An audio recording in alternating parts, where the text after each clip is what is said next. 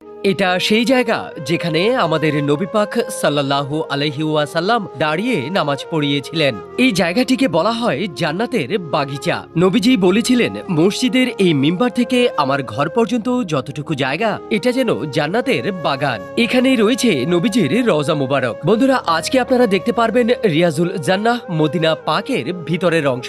মসজিদে নববীতে সময়ের আগে আপনাকে পৌঁছাতে হবে। রিয়াজুল জান্নাতে নামাজ পড়ার জন্য আপনাকে নুসুক অ্যাপে ডেট ফিক্সড করে পারমিশন পেলে পরে আসতে পারবেন। ভিতরে যাওয়ার আগে আপনার জুতা রাখার জন্য পলিথিন দেওয়া হয়, যেন জুতার ময়লা মসজিদে না পড়ে।